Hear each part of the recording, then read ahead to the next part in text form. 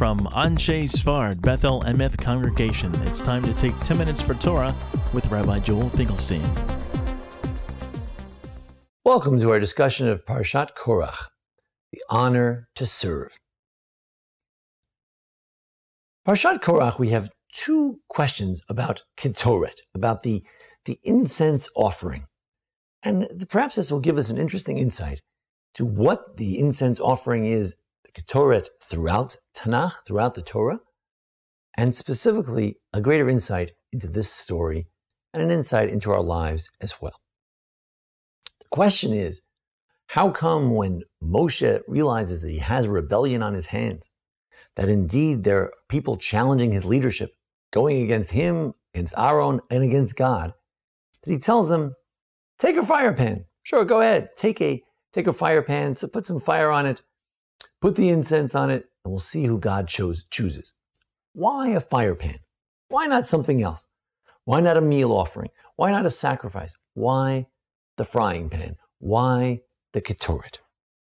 Then people complain, they're swallowed up by the earth.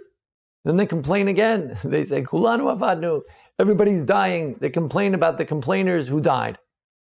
And now things are so bad, as we explained in other videos, things have reached the lowest point of Jewish history, certainly in the Chumash.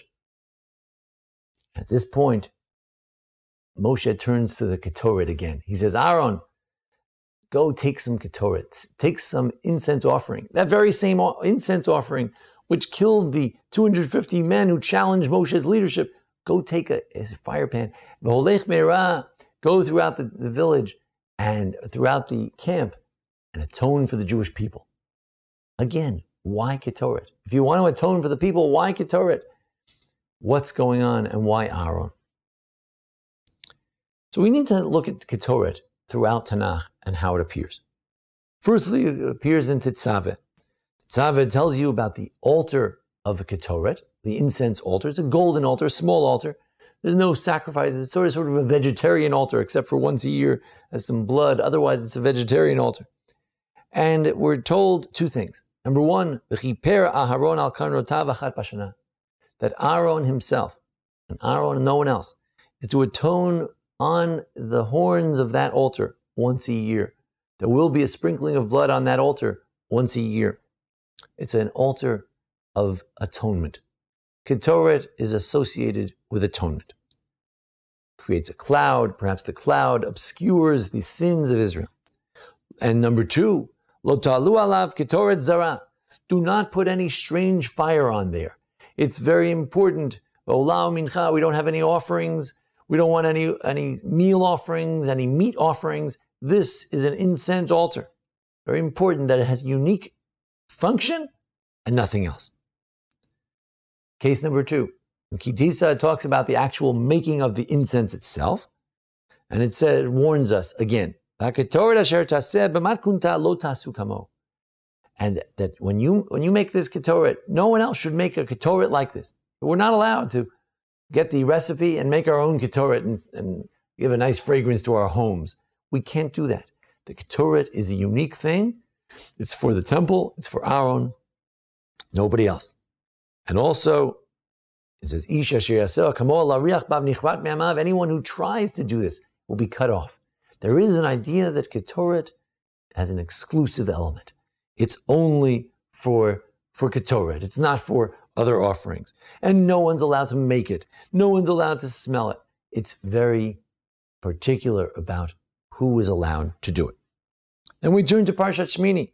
There, the famous story of the sons of Aaron. They went and they put the fire on. They made an Eish Zara, Asher Lo Tziva Otam. That they made a strange fire. When it comes to Ketoret, it's important that the right people do it.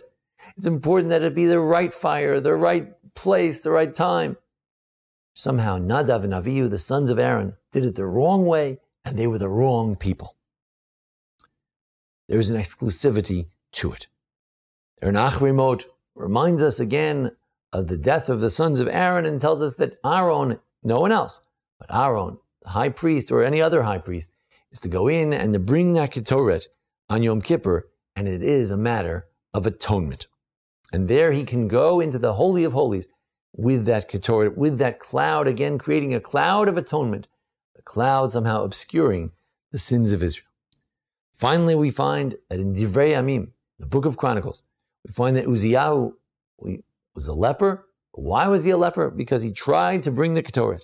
And the Kohanim come to him and they say, the priests come to him and they say, no, Uzziyahu, lo lecha Uzziyahu laktir Ketoret lifnei Hashem. He says, it's not for you, Uzziyahu, to try to bring Ketoret. Don't do it, they say to him.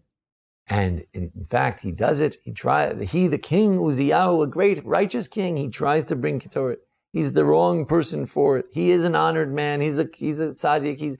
He's a righteous man. He's the king, but he's not the right one. He's not a Kohen, and he can't do it. Lo lechavod me'Hashem Elokim. This will not be an honor for you. In other words, bringing Ketoret can be a great honor, but it's not for you. So now we can go back and we can ask ourselves, why in Korach were they told to bring the machtot? He says, you want honor? The greatest honor is to bring the Ketoret. You want kehuna? You want to be a Kohen? The Kohen's symbol of Kohen, symbol of a proper Kohen, is one who's able to bring that Ketoret. Do you have the power to bring the Ketoret?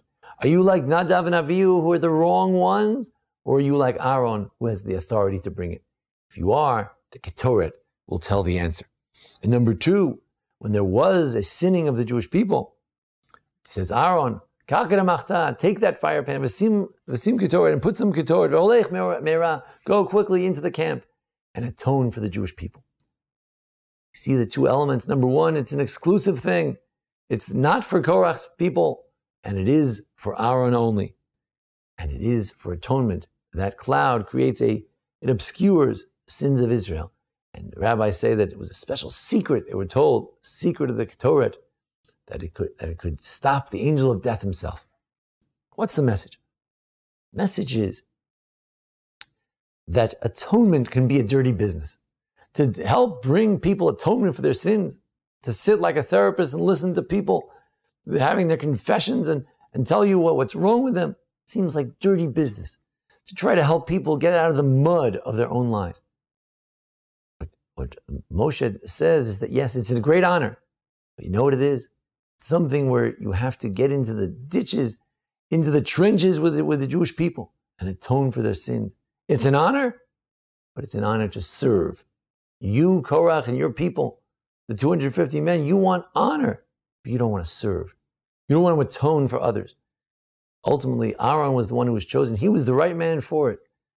Unlike Uzziyahu, the king, he was trying to get special honor for himself. No, it's not lo lecha. It's not for a king. It's not a matter of honor. It's lo lechavod. It would not be an honor for you. It's an honor for us because we're honored because we serve. The greatest honor comes in service. Aaron was there to serve. He didn't take one donkey for his service. The idea of atonement can be dirty business, to get involved with the sins of others and try to purify them, try to help them out. That, though, is not dirty business. That's the highest calling. And that's the honor to help others get out of their own muddled situations. That's the message of our Parsha, Parshat Korach. Thanks for joining us here at the Anshe Sfard Bethel Emeth congregation here in Memphis, Tennessee. Join us each week for our various discussions of Parsha, holidays, also our how-to videos as well. Thank you for joining us, and thanks to Jason Lefkowitz for his technical assistance. Thank you. This has been 10 Minutes for Torah with Rabbi Joel Finkelstein. To learn more, visit ASBEE.org.